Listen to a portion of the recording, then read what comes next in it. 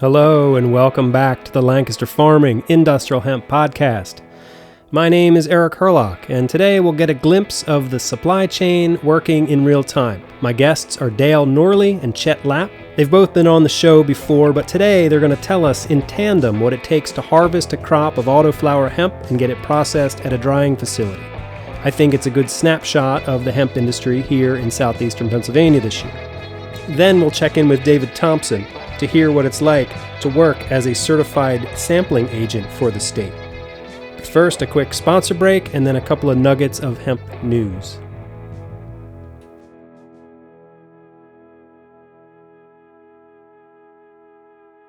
Healthy hemp needs healthy soil.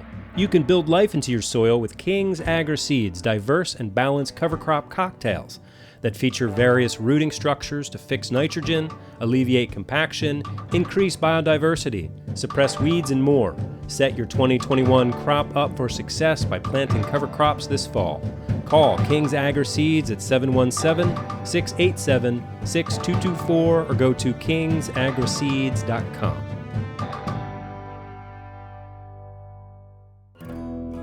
Okay, just a couple of things before we get into our interviews. So, the Argus Leader is reporting that the state of South Dakota has finally submitted its hemp plan to the USDA for approval. Now, if you remember, there was quite a battle in South Dakota over this. The governor, Kristi Noem, thought that a hemp program could open the door for legalized marijuana. But the legislature wanted the program because it's for farmers, right?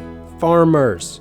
Anyway, so the South Dakota Industrial Hemp Association applauds this plan, and even though farmers can't start growing until next year, they say this is an important first step. So, way to go, South Dakota. All right, here's a story from Bloomberg.com. The headline reads, CBD supply seen shrinking as farmers flee hemp. It says that U.S. farmers appear to be fleeing the hemp market after a rush last year to meet overhyped CBD demand, and it resulted in plunging prices and warehouses full of unsold hemp. The story goes on to say that the supply may be shrinking, but demand is too. CBD sales this year are now forecast to be significantly below previous estimates amid fallout from pandemic-related store closures, unemployment, and inaction by the FDA on food-related products. The U.S. CBD market is now projected to reach $4.7 billion in sales in 2020, up 14% from 2019.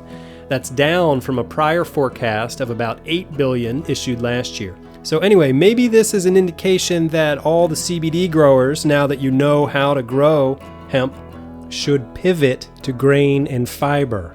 Let's get this thing going. Anyway, let's get into our interviews.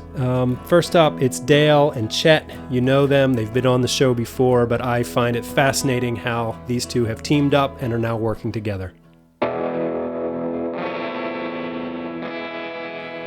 Dale Norley and Chet Lapp, welcome back to the Lancaster Farming Industrial Hemp Podcast. How are you two doing? Good. Hey, Good. doing good. Thank you. Yeah, I wonder if you could each give me just a brief introduction. Dale, will you go first? Sure. I'm Dale Norley. I own Tashunka Farm Organics in Chester County, and we are growers. And we are also a greenhouse facility that does seed starts. Okay. And Chet? Yes, Chet Lapp, Keystone Agriscience, got into the drying gig. We set up a dryer for our own crop, and now we're looking to do contract drying for the 2020 crop. So looking forward to it. Okay. Yeah, so normally when I do interviews, it's mostly with, one business owner or, one farmer. But today it's a little different because we're taking sort of two parts of, let's call it the supply chain, a producer and then a processor. And we're going to sort of look at how this relationship has come together and how you're working together and just sort of the challenges and goals and that sort of thing. So, Chet, can you tell me about the drying facility? Where it is, what type of dryer, that sort of thing. So we're in Narvon, Pennsylvania, Lancaster County. We basically got set up there. It was an available building. Township was favorable. Everything was in a rush, like everything was last year. And our goal was really to dry our crop. And we kind of stumbled into Commercial Dehydrator, which is the company. And it was an American company. We really liked it. It was a lot of money, but we decided to go for it. Still haven't, we're still happy with our purchase. We did spend a lot of money there, but we're hoping to be around for a long time. And we feel like we can really amp up our efficiency this year. So that's sort of the gist of it. It's a dehydrator. It's actually designed to dry fruits and vegetables, beef jerkies, etc. When the cannabis industry came to the U.S., which would have started in the 90s in California, they started turning toward these things as a way to dry cannabis. That's really what it is. And we really would like to dry fruits and vegetables at some point. We had the same problem everybody else did. We still have biomass there, so it's a pretty strong hemp smell. We would have to figure that part out. But that's in a nutshell of what we want to do. We want to do contract drying. We are connected with quite a bit of autoflower farmers, which allows us to extend our drying this year, which we're really excited about. Mm-hmm. Just more billable hours. I mean, that's what we're searching for. The photosensitive obviously will come in a bang, then it'll be over. Can you describe sort of how the dryer works? What does it look like? How do you put you're drying flour at this point? Like, just physically describe, what I would be seeing if I could see it right now. Yes. And the other thing too would be, if you just want to have this on the podcast, Eric, would be www.dryer.com. And then under drying models, it's a Columbia model. And people could see real quick what it looks like. It's just too big. It's a big dehydrator. Two swinging doors on both ends, 4 huge fans, and then louvers every time a certain moisture level gets reached, like you add a batch. It's basically 4 rows of 10. So there's 40 towers, and then there's trays that sit on dollies, and we push them through. So with biomass, every 30 minutes, we open the one end, push 4 new towers in, and open the other end and pull 4 out. And we just keep it flowing like all day long. Okay. So what's how long is the process, let's say, for one tray?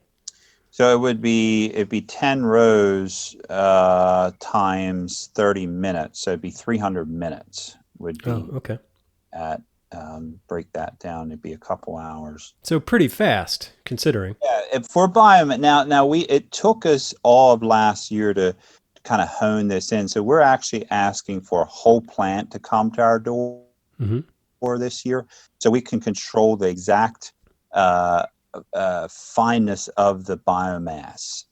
If that makes sense. We want the flour at a certain size so we can keep that momentum going. So last year was just a lot of false starts. And then what the other thing we're adding this year is dried flour.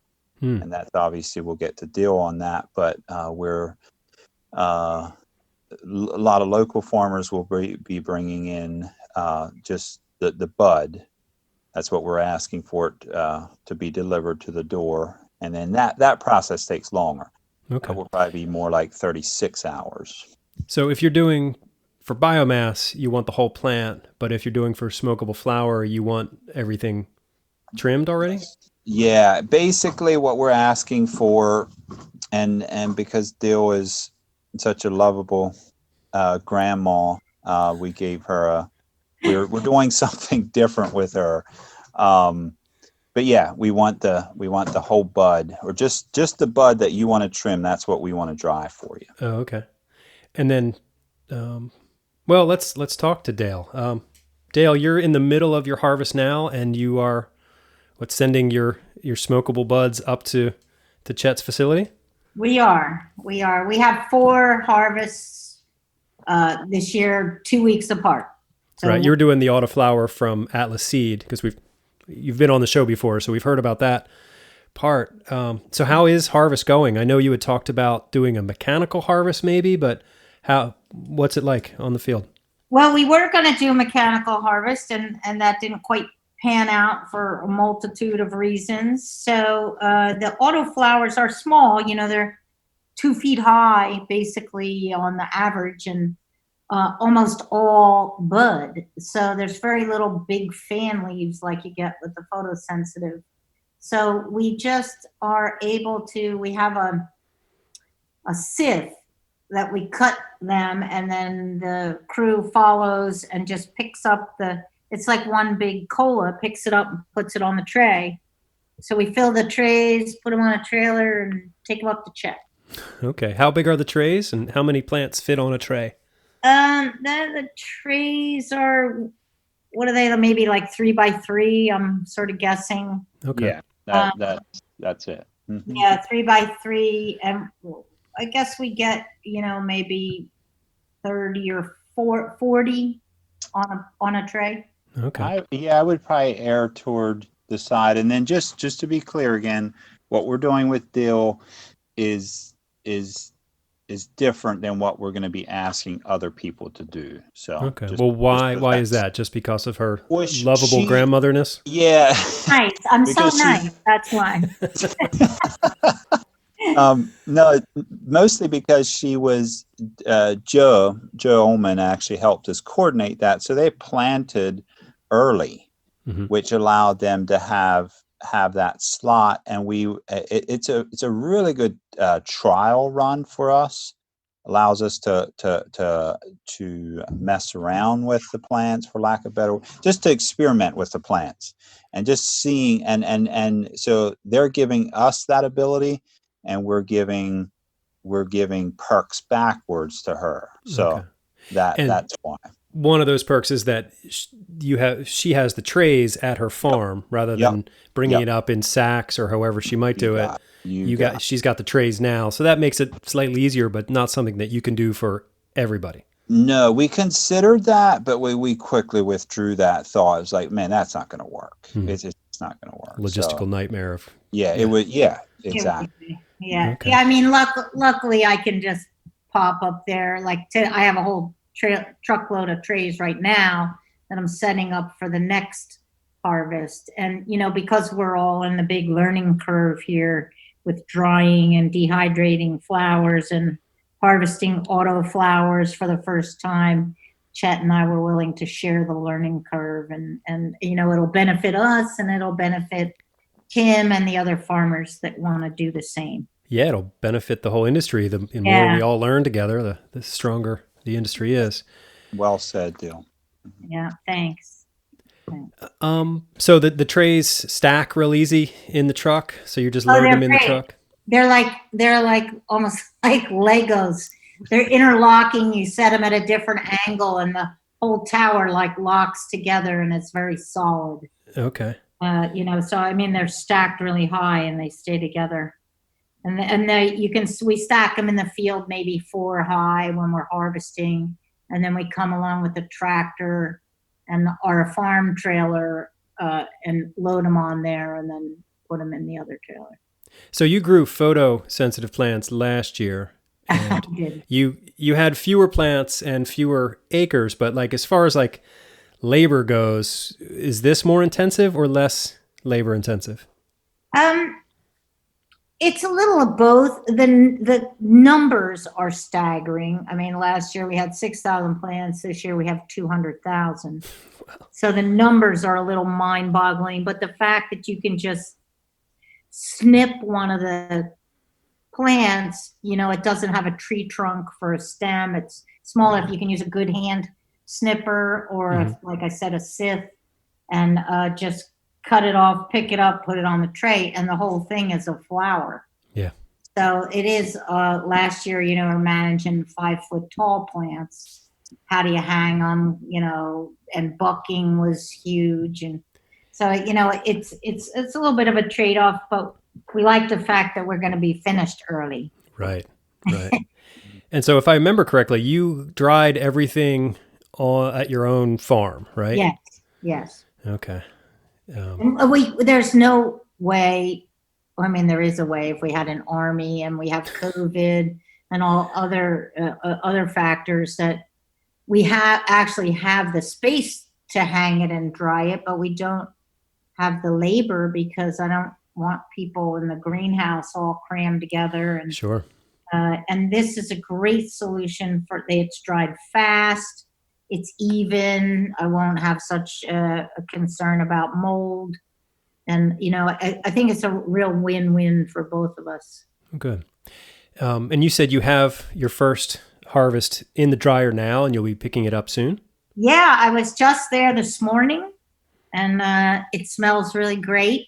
And the dryer's full. And I got a tour of the whole facility when I was there picking up trays. It's extremely impressive. And they have a dark room that's humidity controlled and temperature controlled to store the trays as they stage them into the dryer. Okay. So it's really a great environment all the way around. It's very carefully managed. Okay. And Chet, you said that's in Narvon, eastern Lancaster County? Yes. And Dale, thank you for the kind words there. We did, we put a lot of blood, sweat, and tears in that place, all in a short amount of time. And so there's different things that, like that room, that dark room, we're just so thankful for now, because it's really been a huge asset for what we want to do with dried flower. So yes, Narvon, it would be close to the town of Gap. What would be another point? It's not that far from Honeybrook. No. Oh, right. Okay. Sort of Honeybrook. yeah. Narvon is totally a rural area, so it's not. Yeah, that's a poor. There'd be Honeybrook, Gap. Okay. Like the Chester County, Lancaster County line. Yeah, it's like 5 minutes from the Lancaster-Chester County line. Okay. And that's not going to mean anything to people who aren't from the area, but that's it. Yeah. Yeah, it's a beautiful part of the world, though. Absolutely. Yeah. So this is great. So you two are coming from two completely different worlds, but then are brought together through this hemp plant. You've both been on the show before, so Chet, you're coming from the Plain community. Dale, how would you describe where you're coming from? Well, I graduated high school in 1970, so I don't think I ever stopped wearing tie-dyes. And, I'm just sort of that hippie liberal generation. And Chet and I are so incredibly alike. Our only difference is that he's an Amish guy and I'm like an old hippie. What aspects do you find the most common? Where did you hit it off? Well, our approach to people and our approach to business, and the fact that we're both really candid, transparent, this is what we're trying to accomplish. How can we figure it out? And, we were able to troubleshoot and jump over the hurdles and the speed bumps when we were trying to figure out how to get this stuff out of the field and up there. And, whatever happened, it just was, let's brainstorm about this. Let's work that way. Let's work this way. And we all have the same goal. We all want the hemp community to be extremely successful and a little more stable. Mm-hmm. It's been, there's so many factors that can make it unstable. If we can come together and make it more stable for everyone, it's huge. Right. So I feel really good to be a part of this, and I feel honored to be a part of the community out there. So, can you sort of identify parts in the supply chain where you think more work needs to be done or more stability needs to be built? Well, a lot. I mean, obviously, extraction is always the word that pops up, and hopefully this year things will come together a little better and make that more user friendly for the farmers. And then the other one is the end, the marketing end of it. Where does this stuff go? Who's going to buy it? Where's the supply chain go for smokable flowers? Because that's a big market. It's a good market, but you have to find reliable resources. I don't want to be in retail. So I need to find trustworthy, reliable resources that are going to wholesale all these lovely flowers. Right. When you talk about the processing, do you mean like the growers don't know who to get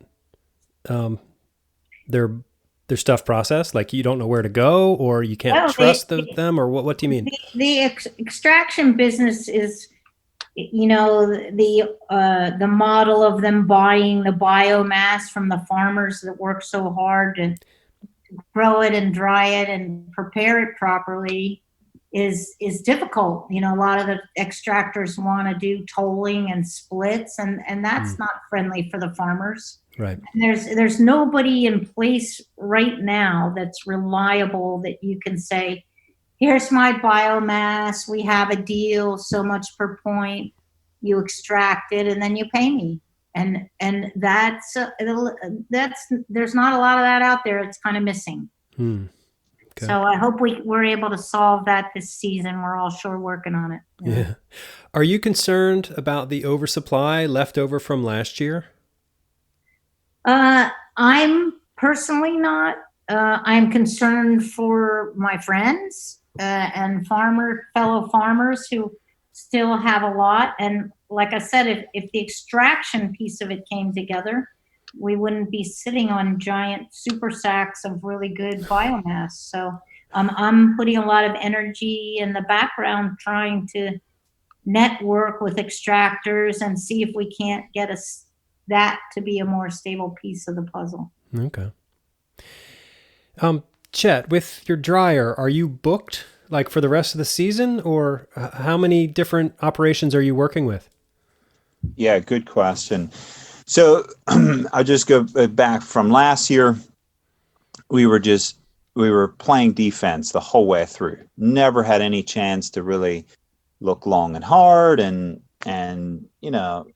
game plans. Of course, when this year we were still catching our breath into the spring, it was just wild. So as the summer unfolded, here we are in August, it's like, okay, we can do. And on top of that, I started working with a group of Lancaster farmers with the autoflower. Mm-hmm. So that was in the mix all along where we have right after dill's crop, we start, and this was strategically planned, where once dill's done, our farmers will start about basically she plans on wrapping up on a Friday. I can't think of the exact weekend now, but the following Monday, we want to start with those guys. And it's not that much. There's just going to be around something like 12 acres of autoflower. Not a huge amount. Mm-hmm. Some of that's going to be biomass. Some of them are going to trim for smokable. We will have openings for your traditional photosensitive plant. Mm-hmm. and that drying. So there's the word is getting around. Few people, Dave Thompson, sampler, guy from Chester County. I know Dave. He had expressed that, Chet, you really need to advertise. There's people that need help in drying. So that kind of got me up and at it a little bit more. And so we're just kind of taking a day at a time, but I have this gut feeling that we're not going to be able to help everybody. So with that, yes, we're still open for photosensitive. And I have to remind myself often that outside of us and dill, there's very few autoflower crops. So basically the audience we're talking about drying photosensitive plants. Sure. So yes, right. There is still openings. So be happy to entertain. I'm a relationship type of guy. I'm not here to just dry it and throw it back at you. I want to help in the big picture. But we cannot. One thing I want to make clear, we probably can't help everybody that needs drying services, but we want to do the best we can. Okay. How about testing? This is a question for both of you. How was the testing process? Seemed like your own testing and then the state testing. What was that like for you this year? Dill, why don't you go first and then I'll follow up. Sure. Well, so far I've had 2 tests. I sent them to the DIHA lab, And Dave Thompson, as we mentioned, came out and tested for us. And it was great. It was easy, great. Both of our crops got cleared right away. Okay, and he's testing for the state, right? Yes, he's Okay. a certified tester for the state. Right. Okay.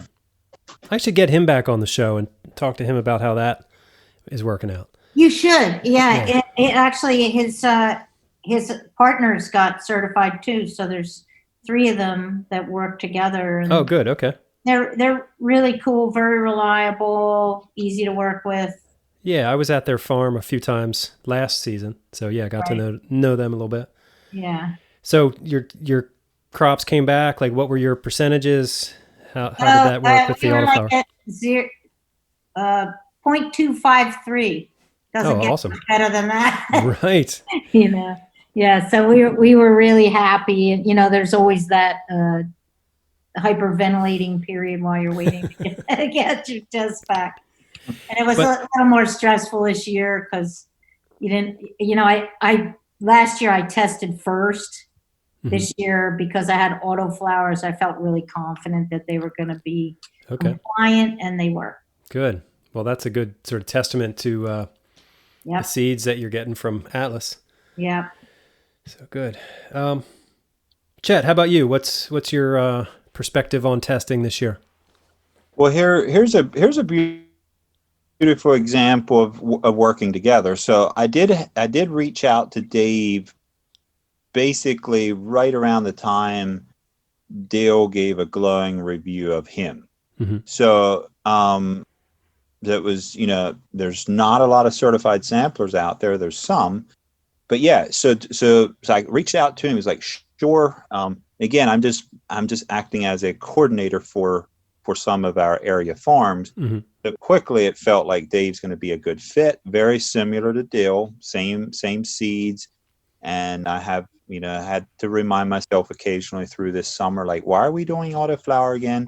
Well, it was for, it was for that 0.253 THC test. That's what, that's it right there. And the CBD isn't as high.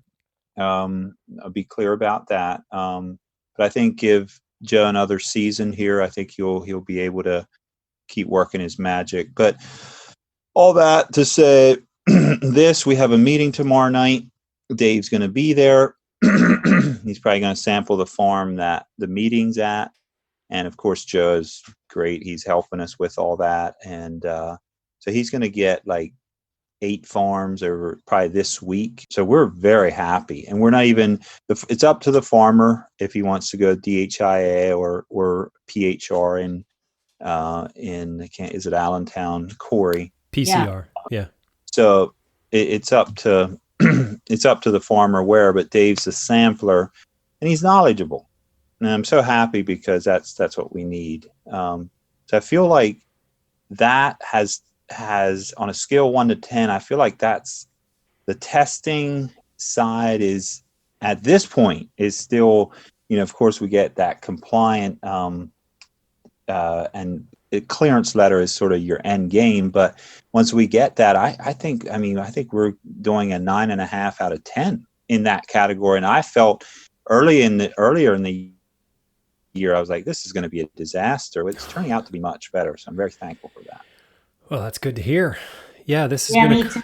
I was worried as well. Like, how's this going to work? There's nobody out there. And it just was really seamless. It was great. Good. And you're getting decent weather, decent rainfall where you are? Getting a little too much.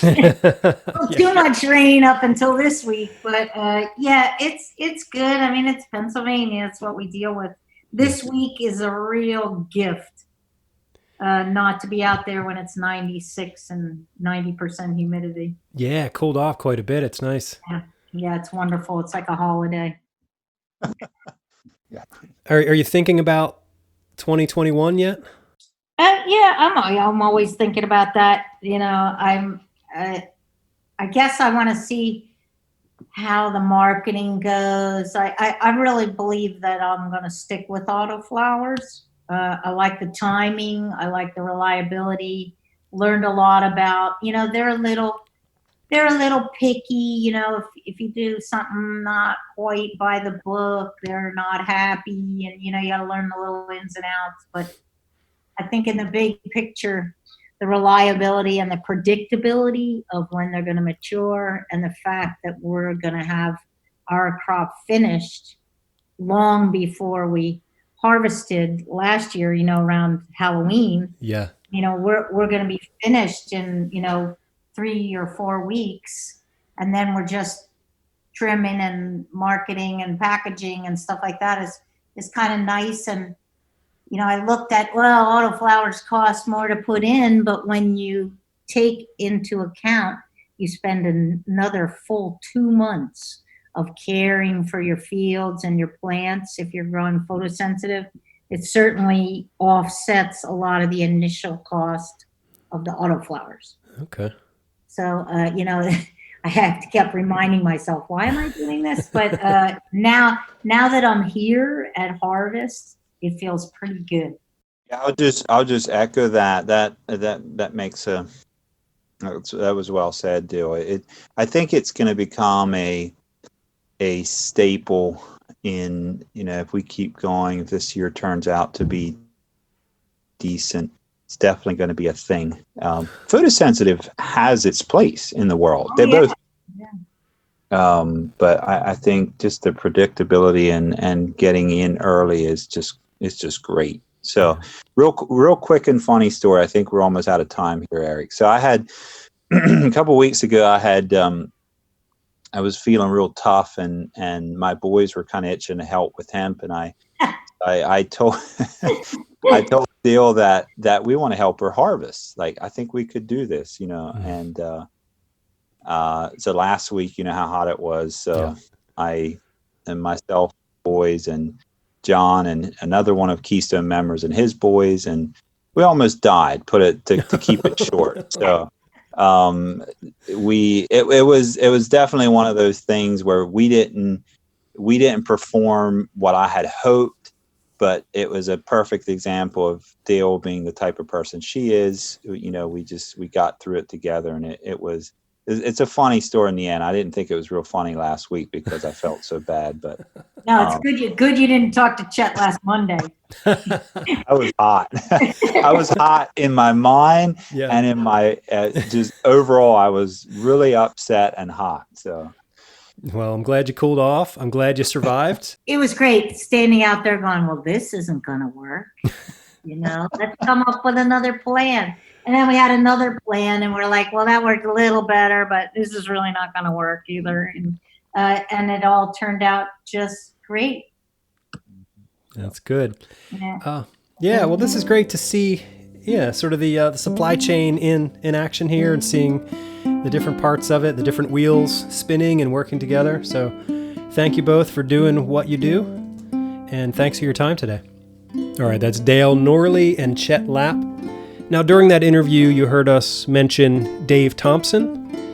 He's somebody that I know in the hemp space. I actually met him at one of those Floyd Landis meetings back in 2019, and I've stayed in touch with him. I visited his farm last year, but this year he is working as a state sampling agent. So I wanted to get, a view of the hemp industry through the eyes of a sampling agent. So I called him up. Hey, Dave, how's it going? Hey, Eric. Good to talk to you. It's been a little while, my friend. Yeah, right. I guess the last time we talked we were talking about the testing requirements. Right. Yeah. Right. But since then, you've taken on sort of a new job in the hemp space, right? Can you tell me what you're doing now? Yeah, I'll give you the real quick story. I think last time I was on the podcast, we were still kicking around if we were going to plant this year. Yeah, just with our team, we thought for a lot of different reasons, but one of them being the compliance issue. We just felt, the best thing we could do is take a step back and not grow, and really just provide more service support to the industry that we realize are desperate need for the industry, especially in the local market. So, it's been working out for us really since like April. This spring, we really started kicking our sales into full gear. We've been doing a lot of high volume distribution, which then, it's connected us with a lot of farmers. And then now that the PDA decided to to open up sampling to contractors, we felt like it was a perfect opportunity for us to just, again, partner with more farmers and, to expand our service model. So it's going really well so far. Okay, so you're a contractor for the Pennsylvania Department of Agriculture, and you do testing? Yeah, right. So I guess I don't really know all the stories. I hear, kind of through the grapevine, but I guess the PDA kind of has punted the testing for a few different reasons. I think the biggest reason is their manpower issue. Mm-hmm. I think there's, so many limited people in the, out there, in their offices or wherever they're spread around the state. So right. I think they wanted to go that route. And honestly, I think another part of it is I think the state kind of wanted to remove themselves from any sort of liability issues on a farm. So okay. That's kind of the word I've been hearing as well. So the good and bad for us is that, it's a great opportunity for contractors, but at the same time, like all those kind of liability things, especially in the hemp space, can be pretty cost prohibitive. So, right. Carrying a few $1,000 liability insurance policy just to do sampling is pretty crazy considering, we're not making a whole lot of money, but essentially you need some liability. You're going on someone's property and you're doing a pretty important job for the state. So yeah, you definitely want to make sure you're covered. But right. as we all know, the hemp space is a pretty cost prohibitive space at times. And so, I think that's another reason why the state wanted to get away from actually getting on people's farms. So kind of outsourcing that as well. And so far now this is crazy. You go on the state website, there's only about 5 or 6 names listed actually on the website. But okay. I know that there's about 20 to 25. So I don't know what's going on there, but I would definitely urge the state to update that list because there are some desperate farmers right now. Who need testing, yeah. Oh, yeah. It's insane. My phone will not stop ringing off the hook. Okay. Now, I was a little proactive and reaching out to farmers. I downloaded the list off the state and kind of organized it by county. I've been reaching out to counties in our area. Okay. It's just crazy. It's a wild gamut of as far as where everyone is in their testing window, but also just basically, we have a ton of and I was still surprised. People said it, and I didn't really believe it, but there is a ton of first-year farmers still out there. Right. And so some of those complications with first-year farmers is that, some of them didn't even know they had to test at all. I'm like, well, you got to test. And then some of them were under the assumption that the state is paying for this, for me to come out and sample and all this kind of stuff. And it's like, well, no, my time isn't free. And so, and then, where do I go? Where do I take my labs? Where do I go to get labs? And, it's been a really foggy time for a lot of these first-time farmers, and even second-year or third-year farmers or beyond. It's a challenge because a lot of them are now trying to figure out this whole total THC compliance issue. Right. Where a lot of them were not operating under, last year, years prior, we're not operating under the same assumptions as this total THC that's kind of cut and dry now. It's kind of been laid out by the state. So right. So yeah, that kind of shifts your testing window, and then also autoflowers have become a big crop or whatever. A lot of people are planting a lot of autos this year, which is great. Right. But there's been a lot of testing issues with autoflowers because they're 90-day crop and they move pretty quick, which means their potency can move pretty quick on you. So if you're not, there's a very, very limited testing window for even autos. So yeah, there's a lot of things that people are learning, and my hope is that the state is just going to be willing to work with farmers throughout this process. Cool. So let me ask you a bunch of different questions. Sure. So do you travel all over the state, or are you just kind of confined to one region? I pulled I pulled the middle half of the eastern side of the state. And honestly, you already know this. Like most of I would say over a third of the permits are just in Chester County, Lancaster, Berks, Bucks, right. Montgomery. Right. So we're in a pretty good situation where. But that said, there is so many farmers that are one farmer, 2 farmers in one county, and it's who's going to go service them? And so that's really a tough question. A lot of them are calling me now, but there's going to be some expensive sampling bills for people who can't get the state to come out and can't find someone else to come out, and we may have to drive quite literally 3 to 4 hours just to get to one sampling site. Right. So does the farmer then pay you to take the sample, or how does that sort of exchange of money work? Right. So we kind of figure out however they want to pay for it, but essentially we try to just provide everything up front, including collecting the lab fees for whatever lab they're using, just so they're paying once and they can just get out of the way. But essentially, the state through their training said that they weren't putting out any sort of fee schedule, mandatory fee schedule. So pretty much it's kind of the Wild West in that regard. I did talk to a few other samplers to kind of bounce around rates and that kind of stuff. Make sure we're all on the same page and all that. So, to be totally honest, I'll be straight up. I mean, it's usually costing us between $100 and $150 to kind of go do a visit locally. Okay. Once you factor in, driving out to the farm and taking a sample, and that said, that includes usually hand delivering it to the lab. Oh, okay. Which I highly recommend us, rather than, going 2 days prior to in the mail and seeing what happens. Right. We feel more comfortable just getting directly to the lab. Also because one of the sampling requirements is they want you to put it into just a plain brown paper bag. And I'm like, that is ridiculously smelly. Like my car smells. You know what I mean? Like my car is smelling up when I'm driving around. I can't imagine like how it's going to be sitting in the mail for 2 days. Right. That's another reason we're recommending, hey, we'll just go the extra mile for you and just get it to the lab directly. So yeah. Can you describe like a typical farm visit?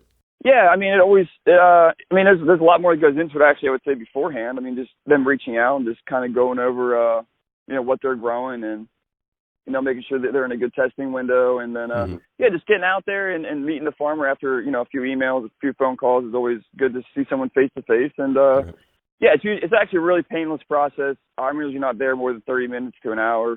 But anything under 5 acres, I don't know if anyone knows this, but yeah, anything under 5 acres require, one sample, I should say. Anything under 5 acres requires only 10 samples. So you basically have to go and collect 10 random samples. Now, how much, like how big is the sample you're taking? I think the requirement's like 2 to 3 inches. So you're taking a good chunk. Now, that said, you're not required to take the main terminal. And actually, I kind of refuse to do that for the reason that I know that's where all the farmers' money's at. Right. And I definitely don't want to mess up someone's main terminal. And we are allowed to take some side shoots. So, we should take like a 2 to 3 inch sample off of, a side shoot or whatever. And we'll collect 10 of them to make one complete sample. And then, you actually take more samples if there's more acreage. But most people aren't growing anything over 5 or 1 strain. So then you put it in some bags and then you take it to the... we put it in the brown paper bag. Like I said, you kind of fold it twice is the rule, and you initial date it, and then you seal it up with some clear tape, and then you actually write on the tape just the sample number, and some other information on there. And then, we take that along with a couple pieces of paperwork that the state requires, and we submit that all to the lab. And then we do some follow-up email to the state where we'll take that documentation as well, and I have to send it to the state on my end as well. So, what should a hemp farmer in Pennsylvania know about getting their crops sampled? I would say know when your crop's supposed to get sampled. And I think that's the biggest problem. A lot of people have no idea when they're supposed to get tested, and obviously we don't want to open ourselves up to too much, liability and risk in a sense. We're not trying to make recommendations of when someone should test. I mean, really, they should be talking to their breeders wherever they got their seeds from, and their breeders should have a good idea of when their what their compliance window is. And because it's honestly, it's been a tragedy. A lot of the without getting into numbers, I know there's been a significant amount of failures already, specifically just with autoflowers. They're relatively a new crop over here. A lot of people don't know a lot about them. They just know they're a little bit more easier maintenance, and you stick them in the ground and they grow real fast. But that said, they have a very limited testing window. Usually it's within 50, 60 days. So the 50, 60 day grow of the plant. And there's people calling me up well over the 60 days, and it's like, well, I'm coming out, sure, but yeah. I'm not sure what the results are going to be. But that said, this is all the crazy part is, they're going off they're basing their entire harvest / sampling off of the full maturity of the plant. So that's the challenge. If I'm going out at 50 days, this was be out of the field by day 65, and most of those varieties are between 75 and 90 days. So it's just, to full maturity. So that's really the challenge as far as, how a farmer wants to, how they want to test and when they want to test. And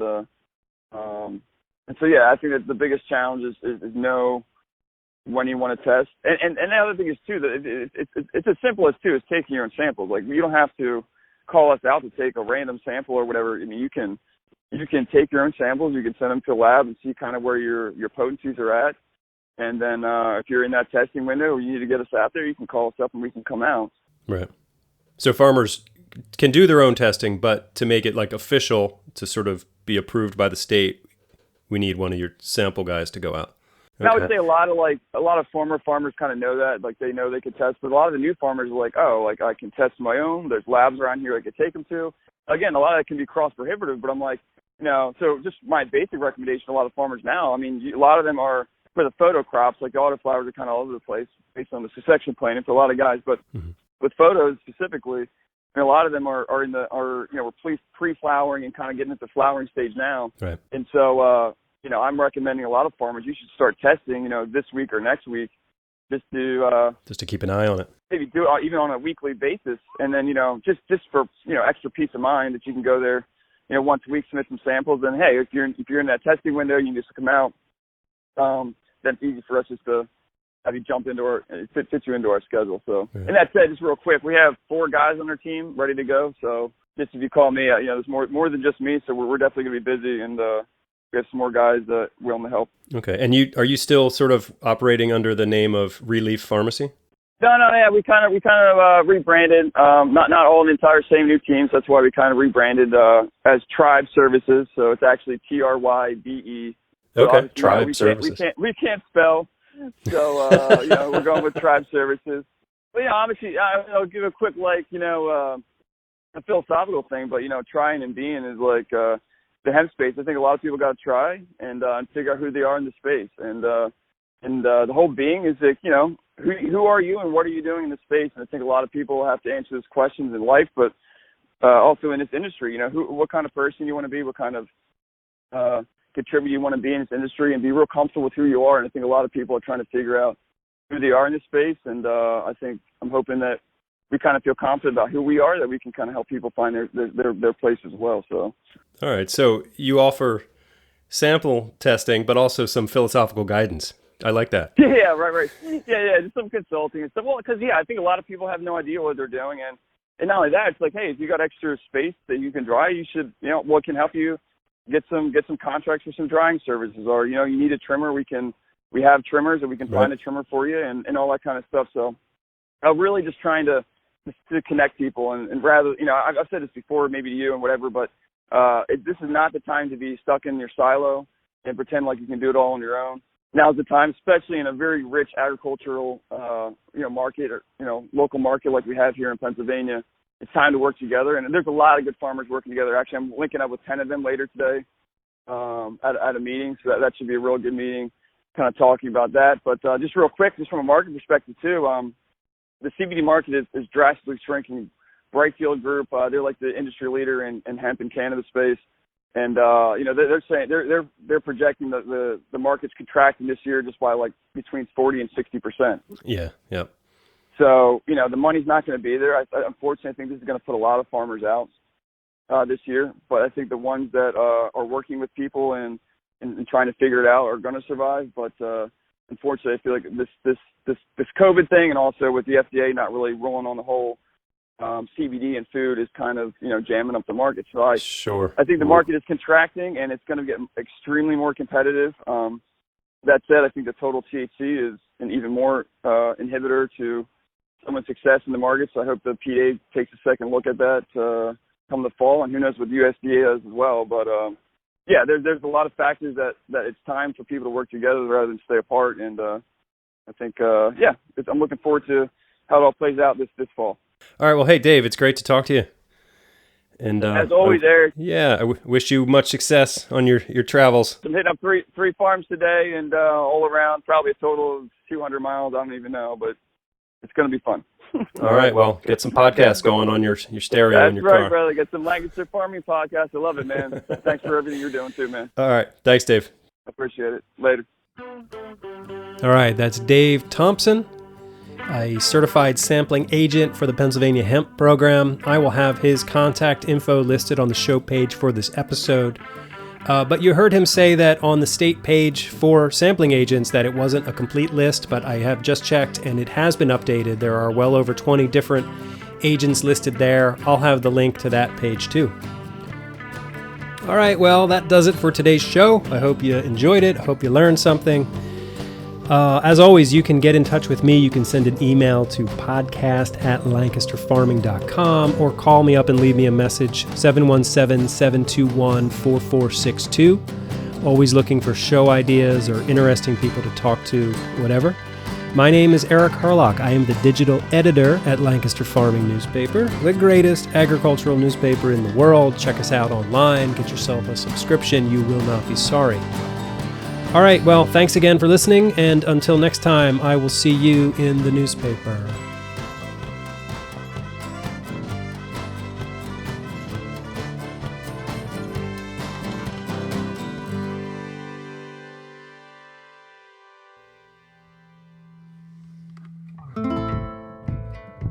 Episode 98 of the Lancaster Farmer Industrial Hemp Podcast is copyright 2020 by Lancaster Farming Newspaper, part of the Steinman Communications family.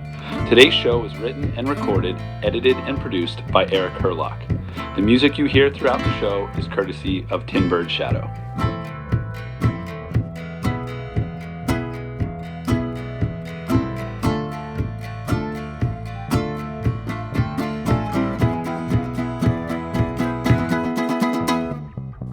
Industrial hemp.